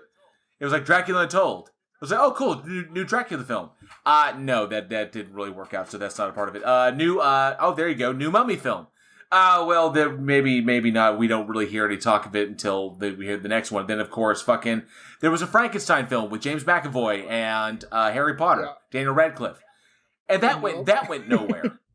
It's like, I don't know what is going on with this idea. It's like they're teasing us or not. It's like every time they drop a film, they were trying. It just didn't stick like they wanted it to. Well, and that's like with the Dracula Untold. That was the whole thing. Was like, this was going to be the kickoff. It was going to be the anchor. It was going to be the Iron Man to the Universal's Dark universe. But then it didn't stick right, and so they're like, fuck it, scrap it. Call Tom Cruise. He'll fix everything. And then he didn't. No, Mission Impossible didn't fix anything. It was Mission Impossible for him on that one. And then, like you said, the Frankenstein, they were going to use the Mummy as the anchor, but then that fucking failed. So then they tried the fucking Frankenstein thing, and it just did not work out. But then they fucking hit it out of the fucking park with the Invisible Man. The Invisible Man was amazing, and I love the technological aspect to it. And of course, it being a modern time, it works. If you could bring your other monsters up into current time, and that being produced by Blumhouse, who've just been hitting home runs left and right. I thought it was brilliantly done, but that's the only one. The way that one started and ended, it could definitely open up. And that's the thing. It always seems to be. I kind of noticed a pattern when we were talking about this before. It's like the modern technology always reigns for some reason. Like Iron Man, it's like for some reason this whole the super high tech shit is what always anchors these. They're trying to anchor these universes, and it always ends up. See, but the Invisible Man, it can stand alone, but it can also you can add on to it. And so they can do whatever the fuck they want with it at this point. You look at DC. I think they missed their opportunity. With the Brendan Fraser. Oh yeah, films. That definitely could have started. That could have been your. Oh yeah, that could have definitely been.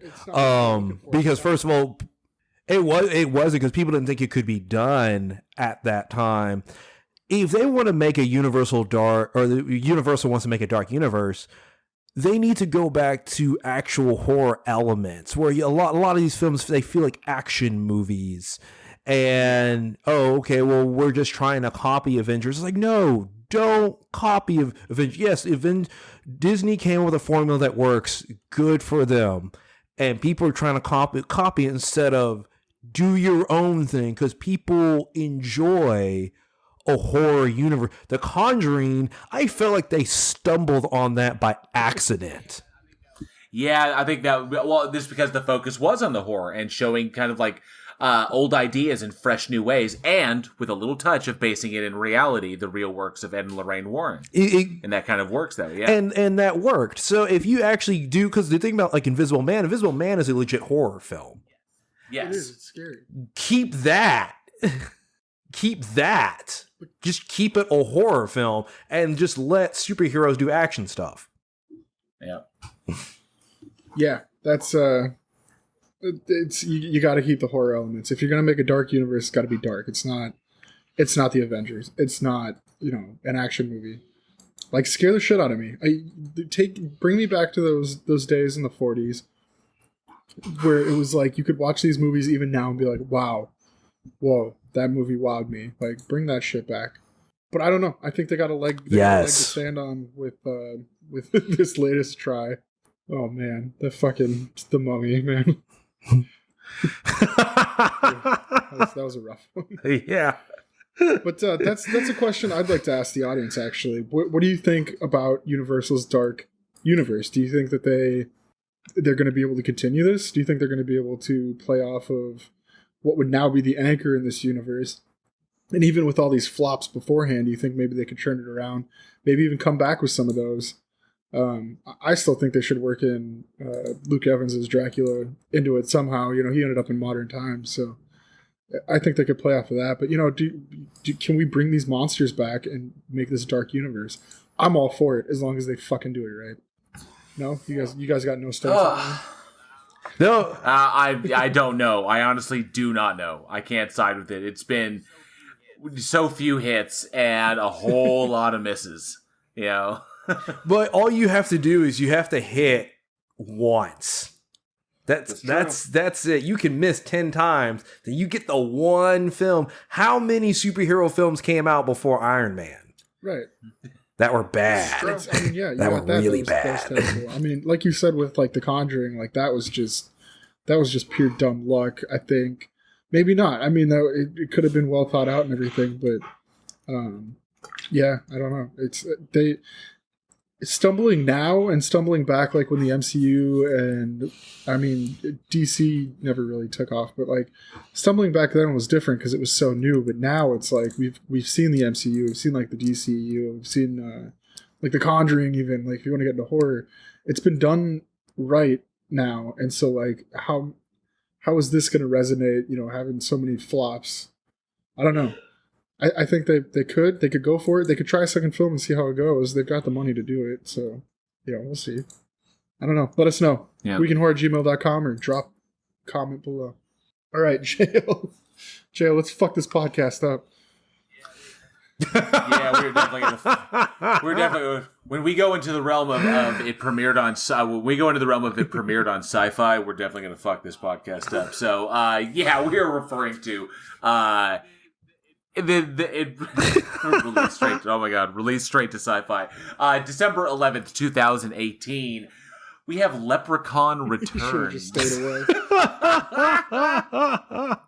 Oh, good. They should have called it Leprechaun Returns again. Directed by Stephen Kostansky and written by Suzanne Kiley. Starring Lyndon Porso as the Leprechaun. Taylor Spritler, Mark Holton returning from the original Leprechaun as Ollie from the original Leprechaun. Also, Pepe Sanuga, Cy Bennett, and Emily Reed. This film picks up... Actually, it's kind of interesting. This film does what the Halloween franchise did. It picks up 25 years after the original film with Warwick Davis. And the centers on the daughter of Jennifer Aniston's character from the first film, returning to the farm and accidentally awakening the leprechaun from the well that it was trapped in at the end of that. So it dismisses all the stuff, 2, 3, Leprechaun in Space, and Leprechaun Back to the Hood, and of course, the Leprechaun Origins, which was a WWE produced film. Because those Those were they were terrible. Exactly. And they must have got wind that they were rebooting Halloween, since you have Leprechaun Returns and the Halloween reboot. They come out the same year, 2018. And so they must have heard about it and it was okay, well, Halloween is going well, so maybe this was all they could get rights to, or I don't know, but they're like, okay, well, let's go ahead, let's do a Leprechaun remake and we'll follow the same formula because, like I said, Halloween takes place, I think the first and second one, and then it follows after the second one or the first one. But the thing about the Halloween movies is, like, the Halloween movies were so well done. You have top-notch cinematography. Well, you got Michael Myers. Michael Myers is one of the seminal slasher. Everybody knows it. You talk about Lubden the Leprechaun. Hey man, how's it going? I want to be gold. People are kind of like, oh, I think he's relegated to like less than Chucky. Chucky's kind of like B roster. I think Lubden the Leprechaun, it might be C roster as far as slashers go. But yeah, obviously this went to Sci-Fi first. This debuted on Sci-Fi in 20. Well, actually, sorry, it went to DVD first. It was in December 11th, 2018. This was released directly to DVD, and it actually had a debut. It was shown on Sci-Fi in 2019. But this was produced by Sci-Fi and Lionsgate. Sci-Fi produced it with a couple of other, low budget guys, and then of course Lionsgate distributed it. But that's Michael Myers, that's Jamie Lee Curtis, that's John Carpenter, that's the legendary film that's got like fucking 12 entries in that fucking thing. But yeah, I can see why not a lot of love was given to the little green man looking for his gold. It wasn't. The kill, it has some great kills, but kills are ridiculous, like the solar panel one. I will give it this. Lyndon Porso, I'm pretty sure it's Porso. Lyndon Porso, who actually suffers from, I think it's called cartilage hair hypoplasia, which is a form of dwarfism that stunts growth, but allows for proportional development. So he's in really, really good shape for being only 32 inches tall. The dude is a badass, and I thought if there was anyone who, I didn't think that anybody was going to, especially after Leprechaun Origins, that was so awful. Whereas like the Leprechaun was like a larval monster. I'm not 100% sure, but I thought nobody could pick it up after Warwick Davis, because Warwick Davis, especially after the first film, he nailed that out of the park. He just knocked it out of the park. I thought he was brilliant. I thought it was like, wow, he's legit, and he took it seriously, and this is really, really good. It's a good horror comedy. It has good chops, and then it just went downhill very, very fast. But I thought nobody could pick this up. Warwick Davis is the Leprechaun, but I'll give it to him, man. Lyndon did a really good job. I mean, for portraying what it is. It's a horror comedy, slasher, whatever. Goofy fucking kills and shit, and you're playing a goddamn leprechaun who's killing teenagers because he wants his gold back. Whatever. He brought his A game. I kind of dug it. He wasn't the worst part of the movie. He wasn't the worst part of the movie. That's a very good way to put it. Yeah, you bring up Warwick Davis. And it would have been great to keep him as yes, just because it changed so drastically. The character, I guess the visual aspect of the character changed. I'm sitting here trying to think, what would have happened if Warwick and Jennifer Aniston Here's the thing, though. You can't put Janice... we had talked about this beforehand. And, yes, it would have been great to have her, okay, cool, now she's, this old woman because it's been fucking almost 30 fucking years. Maybe 25 years, I think. I think she'd been almost... No, I think she was in... No, I think she was 19 or 20. In the first film. But so yeah, she's been in her mid-40s. She's a vampire. She hasn't fucking aged a day since that fucking movie. You could have made... She would look the exact fucking same. You could be a sequel that takes place 2 years later. No, I originally watched. I watched Leprechaun just recently, and no, I see Jennifer Aniston then, babyface Jen Aniston, and then you see her now. It's like there is an obvious Leprechaun came out in 1993. You can see Seeing Jennifer Aniston then, and then looking at her now, it hasn't been 27 fucking years. not for her. Jesus. not in the reality that Jennifer Aniston whatever plane she exists on lives in. It's ridiculous. But yeah, I mean, like, yeah, it probably would have made the movie a little better to have at least, you know, a couple recurring characters from the original. I guess you could put Jennifer Aniston in there. I'm sorry, I just watched well, they did bring back Ollie. They did bring back. It touched on it a little bit. Because, of course, it's Mark Holton. Mark Holton does what he does. I mean, that's pretty much a character that he plays. That's was it Ollie or Ozzy? Ozzy? I thought it was Ozzy, or I thought it was Ollie. It's Ozzy. Ozzy Jones. Man, I fucked that one up too. Damn, Ozzy. Yeah. Say Ozzy Jones. All right, my bad. But but it could have. It bothers me because the ones that came after Leprechaun sucked so bad that this one actually had potential. It was a surprising drop off from Leprechaun to Leprechaun 2. It was a shocking drop off. It was kind of like, wow, we decided to fuck this franchise. It's gonna be lowest common denominator from here on out, boys. And we ain't even at the space one yet. We have 2 Hood ones before we go to space. No, Space was 4. Hood came after Space. What did Hood come after Space? They all right. It was Leprechaun 2, Leprechaun 3, Leprechaun in space, Leprechaun 4 in space. It was literally, that was the byline, in space. And then Leprechaun in the Hood, and Leprechaun back to the Hood. Because he didn't get enough of the Hood. And then, of course, and I guess after that one, Warwick Davis was like, yeah, I'm done with this. I'm going to go drink fucking scotch now. But yeah, I mean, like, yeah, the first one was great, and Aniston had a lot to do with that. And then I don't know. They should have at least tried to bring it back, I guess. That would have been okay. It would have been in keeping because, you know, like one of the huge successes that we knew that when they brought Halloween back and they said, yeah, we're going to disregard 2 through infinity and we're going to just go, this is a direct sequel to the first film. The return of Jamie Lee Curtis was contingent upon that. Its success was contingent upon Jamie Lee Curtis. Trying to play it off of Jamie Lee Curtis's daughter or Jamie Lee Curtis's granddaughter or whatever, like, it makes no fucking sense. You can try and sell that as much as you can. No. Jamie Lee Curtis, Laurie Strode versus Michael Myers. That is the point. And that's why it made for a wonderful direct sequel to the first film. But that's because they got her back. She was willing to come back 40 years later to the exact same role, only 40 years of trauma later, and played that thing to the fucking hilt. I firmly believe that was a woman who's seen the worst of life because of one terrible night.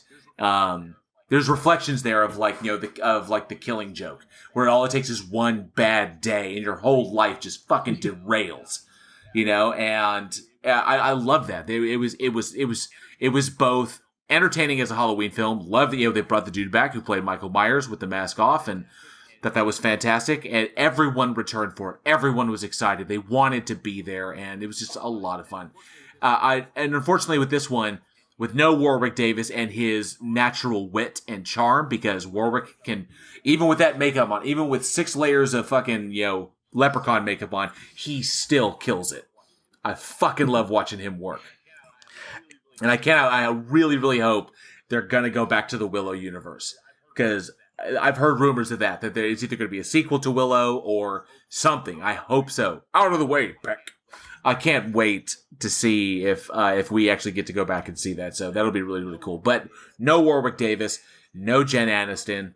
Obviously, an actress of her demand would not touch a fucking movie. I was fixing to say, like, Jennifer Aniston's salary was probably the entire budget of Leprechaun Returns. You know what? Fuck it. If I was in a horror movie like Tomorrow, and I'm nobody, and it kicked off a franchise, and like 20 years went by, and I'd be like in my fucking 60s. 20-something years go by, and they call back, so we're making a direct sequel to the first film. Do you want to come back? And I say I'd take it off. I'm like fucking huge. I'm like Jerry Butler money. You know, I'd be like, fuck yes.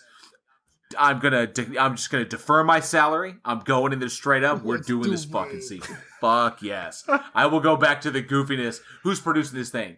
Sci-Fi Channel? Fuck yeah. Wait, you can't find a producer? Fuck it. I'm mortgaging my house to do this thing again. Whatever. I don't care, because that's the fun of doing this stuff. Jamie Lee Curtis, she doesn't need the fucking money. She doesn't. But she loves the character of Laurie Strode. And no one else is Laurie Strode. Just like no one else is Ellen fucking Ripley. You could replace. And I'm sorry, Amelia. I'm sorry, Amelia Clark. No one else is Sarah fucking Connor. Yep. Yeah. It's just the way. This is just the way it fucking is. Just kidding. In the reality that Jennifer Aniston doesn't look 27 years older, this is the reality. I'm telling you, you could have done a sequel, The Leprechaun 2, and it could have taken place 2 years after the first one and have Jennifer Aniston in it. Yeah, that's the truth. So weird. I was watching Office Christmas Party, which is just fucking hilarious. But she's in that, and I was like watching it, and I was like, I think the movie might have come out, I might have been like 2016 or something like that. But I was like, she hasn't aged a fucking day. Like, it's terrifying. There's a lot of money that goes into maintaining that. It's the lizard people, Yep, bro. and she has the money. Wild. So I'm curious. We've talked about it, and Leprechaun Returns. I mean, there's not much to say. It's not like exactly we could do like a deep philosophical dive on Lubden the Leprechaun and his hunt for gold. But I am curious. I got to ask the audience. After Leprechaun Returns, Warwick Davis is not coming back to this role. Unfortunately, the role is not retired. I think it's gonna keep going on. But we haven't heard hide nor hair of anything after this one. Leprechaun Returns, they tried to pull a Halloween, and they definitely failed. Is this the end of the Leprechaun franchise? Is it going out on this very sour note of Leprechaun Returns? Is this the end? Probably. I want to get your guys' opinion. Hit us up, weekendhorror@gmail.com, or let us know in the comments below. And let us know, what's your favorite in the entry? I'm kind of curious. I kind of dig the first one. I liked the first one. I like Warwick Davis. It was fun. It was entertaining. He seemed like he was having fun, biting people's ears off and shit, and then, killing a dude and then shining his shoe, which is fucking hysterical to me. But stuff like that. Let us know. Did you have a favorite in the Leprechaun franchise? And do you think this is the end? Will we get another Leprechaun film? Do any more small people want to play the Leprechaun? They probably do, but we probably won't get another one. So let us know. Eugene, take us home, man. We got one more in the pipe. All right, so we actually got a classic. It was released December 12th, 1941, and it is The Wolfman. And you have The Wolfman, directed by George Wagner, and it stars Claude Rains, Warren Williams, and Ralph Bellamy, and also has Bela Lugosi and Lon Chaney in it. Nailed it. Yes. I noticed he wasn't going to try to do Maria's name. No, I was not. And by the way, it's Usmanskaya, by the way. So Ralph, But what JL just said. No, so yeah, Maria, what is JL just said. But well done, very good on that. And but yeah, shockingly, yes, the Invisible Man, Dracula, not those characters, but Claude Rains, Invisible Man, Bela Lugosi, fucking Dracula, and of course Lon Chaney Jr. in his first appearance as the Wolfman. All of them were in this fucking movie. This is great shit. Yeah, this is good. This is good shit right here. Classic. Actually, well, we can't just say it's great shit without acknowledging the fact that back in these days, actors were hired to studios for a number of pictures. Like the whole thing, you could sign a 6-picture deal. That means that you had 6 movies for Universal, and at the time, you could not work for anybody else while you were under contract. So if I was like a 5-picture deal with Universal, that's amazing, but I can only do Universal movies. After my 5-picture deal is up, they'll either re-sign me to another term of pick, maybe a single-picture deal, or if I'm really, really hot, they'll sign me to another 5.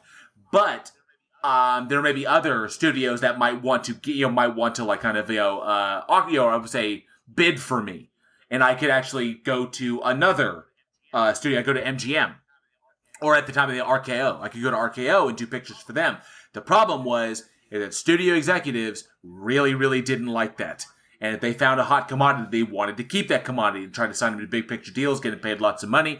And if you jump ship and went somewhere else, there was a lot of nasty shit that they could do to try and ruin your career.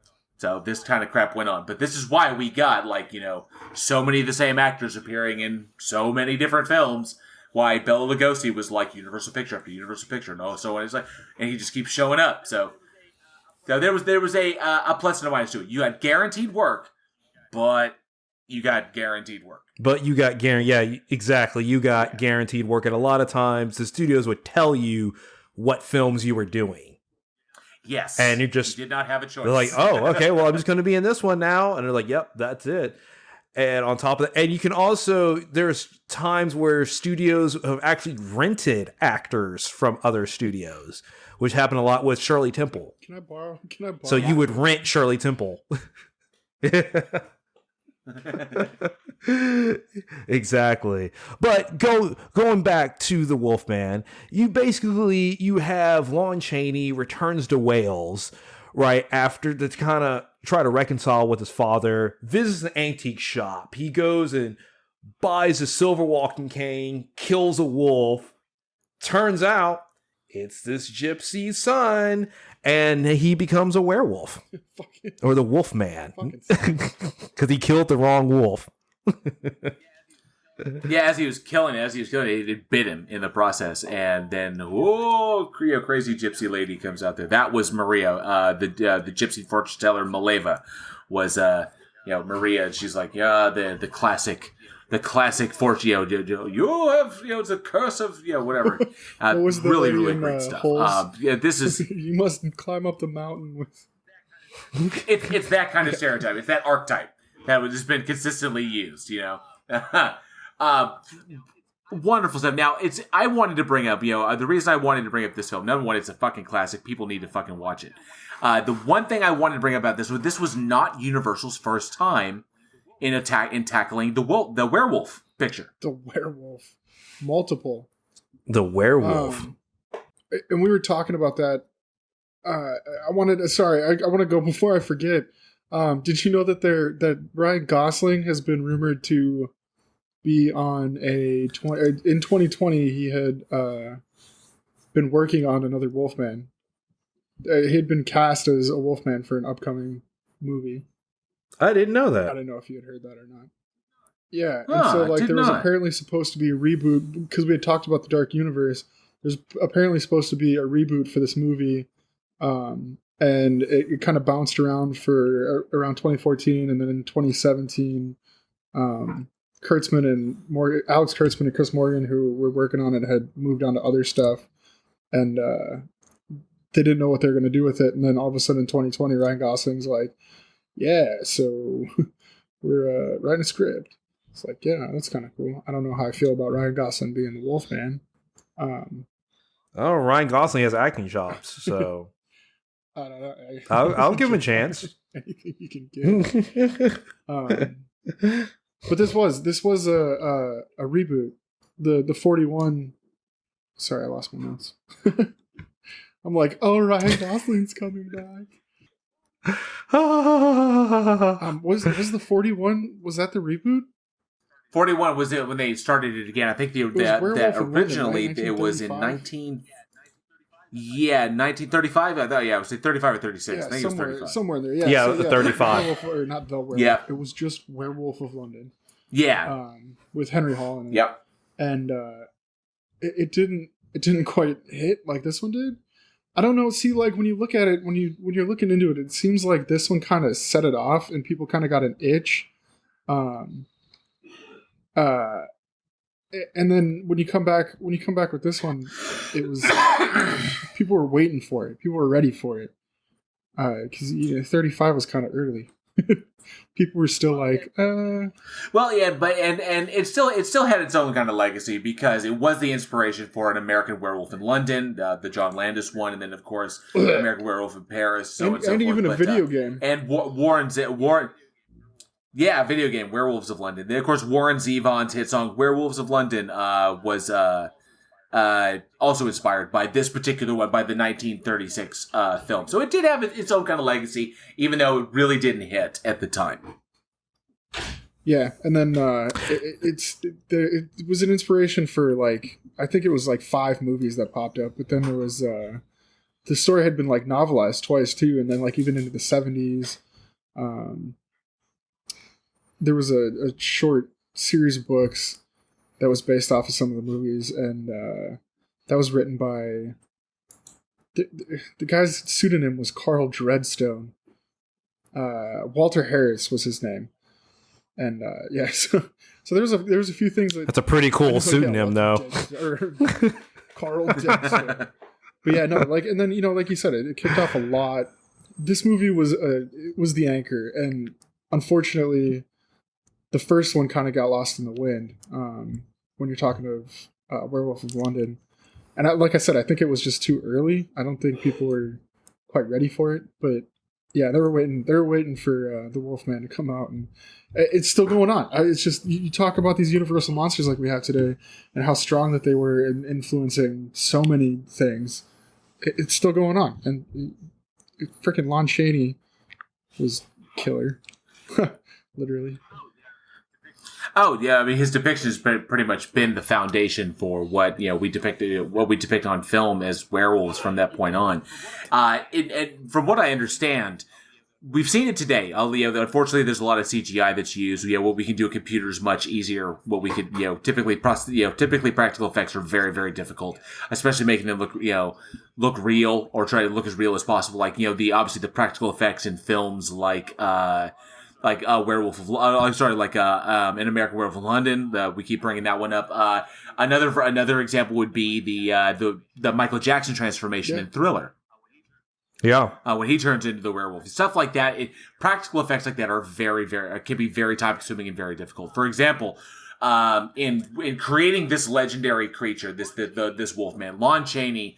Back in those days, it wasn't a matter of there are camera effects that we can utilize today in order to seamlessly create things, but back then, with the cameras that they were using, it was very, very difficult. So typically, in this situation, because they would shoot the transformation frame by frame, and so Lon Chaney would be in a position that he had to hold, and then they would shoot it in the current state of transformation, and then get that image. Then he'd have to return to the makeup chair, get the additional stuff done, come back to the deal, take the exact same position, which usually was very, very uncomfortable, and he had to hold that for a good amount of time, and then they'll shoot that one, and then he'll return to the makeup chair. This would go on and on and on, upwards of 6 to 7 times a day, in order to just get the transformation shot. Just all day long.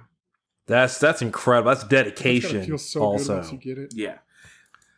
Yeah, and once it's done, obviously Lon Chaney had he had complaints about the process. It was extraordinarily difficult. They usually, if he was in a particular position, they would have him like pinned by panes of glass, so that because at that time, the films were not as high definition. You could put panes of glass there and nobody would pick them up, or if you zoomed in, you wouldn't really be able to see them.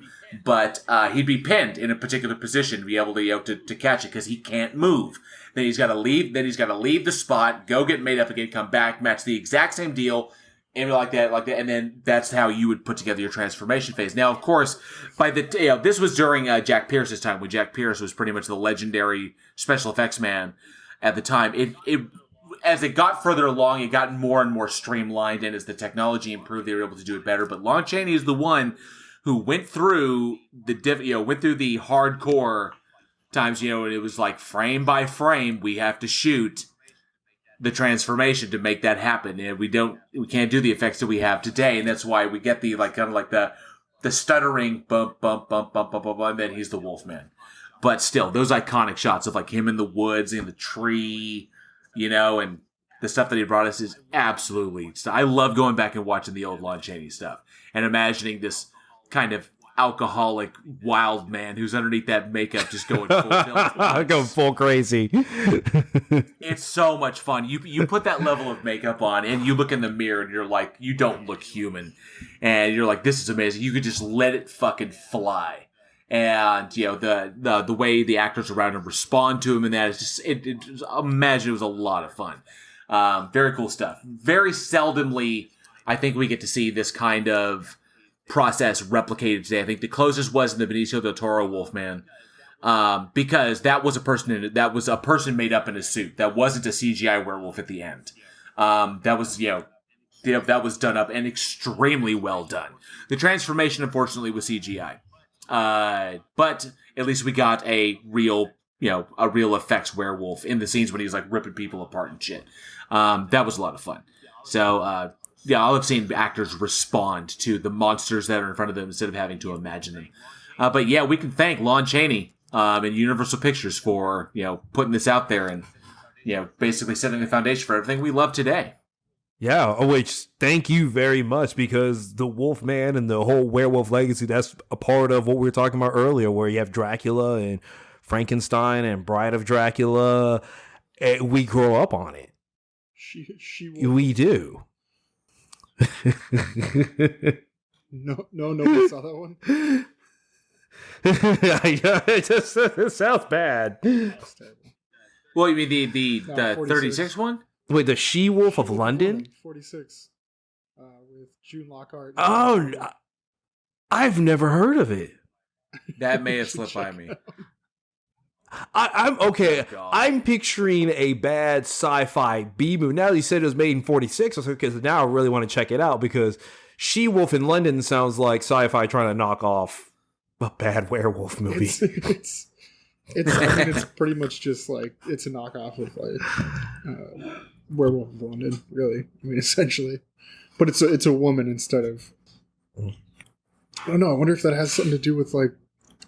I'm gonna sound really dumb, but like women's rights movements and stuff. I don't know. Interesting. I have to check that out. Yeah, I'm down to watch that. I mean, it's not not terrible. It was just weird. Just weird. It was just different. It was an odd thing to make a movie about at that time. Oh, okay. Well, we've talked about Lon Chaney some of his. We've already talked about him twice today. I actually want to ask the audience, what's your favorite Lon Chaney film? He has done a lot of movies.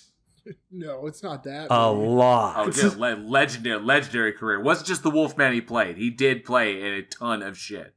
And he's been in a ton of iconic films. And so let us know, what is your favorite Lon Chaney film? God, that dude was doing movies for like 50 years. Yeah, legendary fucking actor. He did. I mean, he started doing films in the 20s and he stopped in the 70s. So you're like 50 years? One of his last ones was Dracula versus Frankenstein. Yeah, that one in 71. Yeah.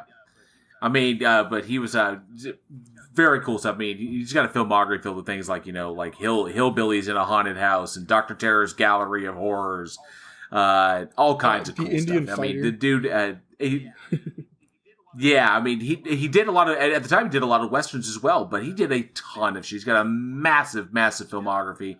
So definitely, we'd like to know, what is your favorite Lon Chaney production? Doesn't even have to be horror. He did a lot of horror in his day, but it doesn't even have to be that. So let us know. weekendhorror@gmail.com. Or, weekendhorror@gmail.com. Or leave it in the comment below. Yes, if you're watching it on YouTube, comment below. Or hit us up in the Discord. You can always hit us up in the Discord channel. Link will be in the description. One of my favorite film titles he ever had was The Bushwhackers. Nice. I have a new favorite. I want to change my answer. Oh, good times. Oh, all right. We do have one birthday, though. And it's a legendary one. Born December 8th, 1950. We've got Rick Baker. Retired. Now retired. One of the best. Absolute. I promise this was not intended to be a werewolf themed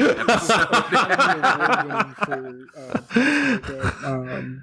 Just a lot of practical makeup effects, creature effects.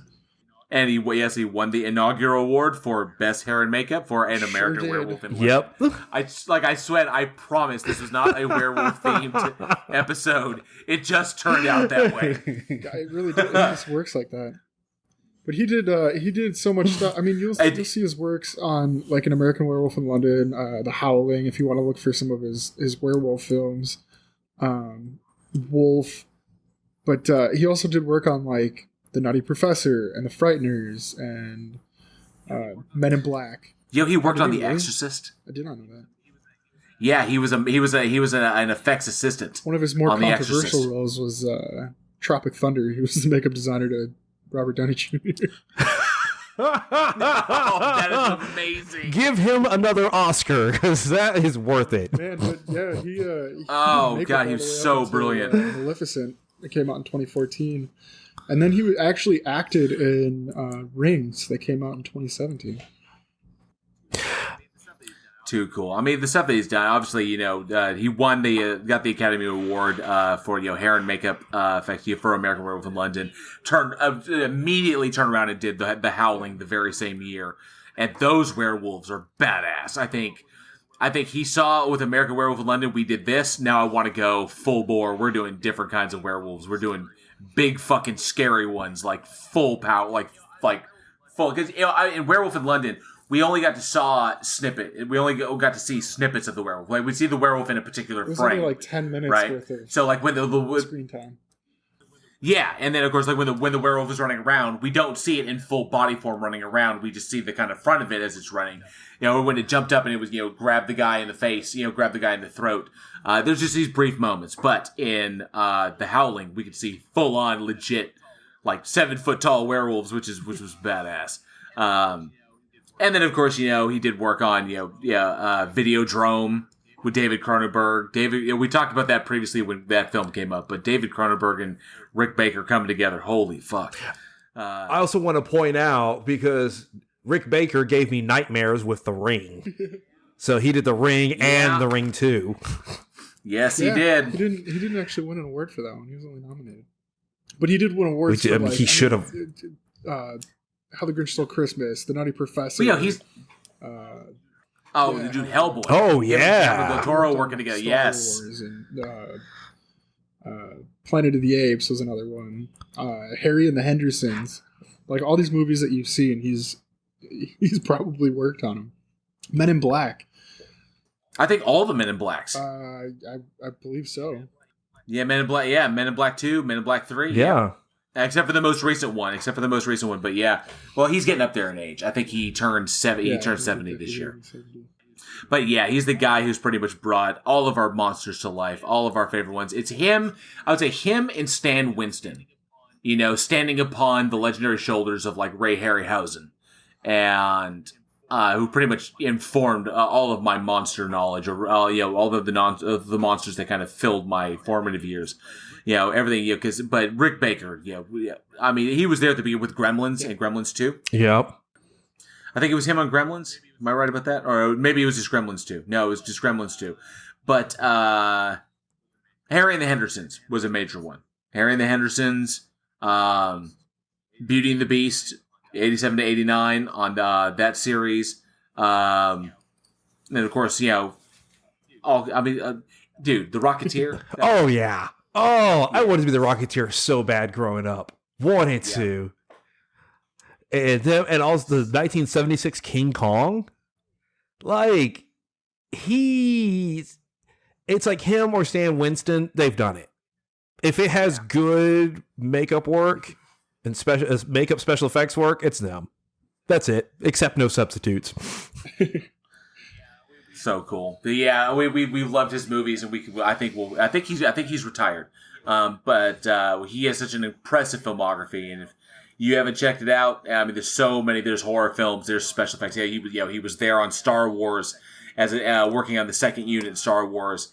And then so cool like old school stuff like The Incredible Melting Man, The Incredible Shrinking Woman. Really, really, cool stuff like Greystoke, Legend of Tarzan, and then in Starman and shit. He worked with Carpenter a number of times, so really, really fun stuff. But the guy who pretty much cemented the images of the monsters that we grew up with, the monsters and baddies and crazy stuff we saw in movies, the legendary Rick Baker. Happy birthday, Rick. Happy birthday, Rick. Thanks for all your work. And that closes out another episode of Week in Horror. Thank you all so much for listening, and we truly hope you enjoyed the show.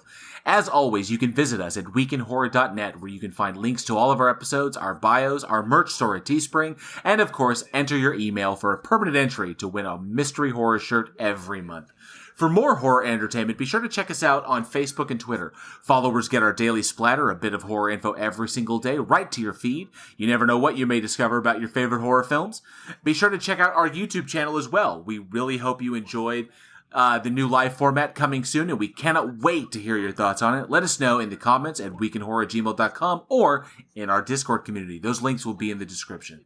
And lastly, if you truly love what we do here and you would like to and are able to support our production, you can through our PayPal and our Patreon. We have tiers in our Patreon as low as $1 a month, bonus and exclusive content, and horror films every single month. Links to everything are below in the description. And of course, we know that these are trying times and things are getting pretty dark out there. And as always, it tightens things up pretty badly. But liking and sharing this show to your local horror community or to the fans that you know and are in your circle is always the absolute best way to help us continue to grow our production. Just letting us know that you love us. We see your comments and we really, really appreciate it. We appreciate each and every single one of you for your continued listenership and your support. I'm JL. I'm Eugene. We will see you all next week, and as always, stay scared.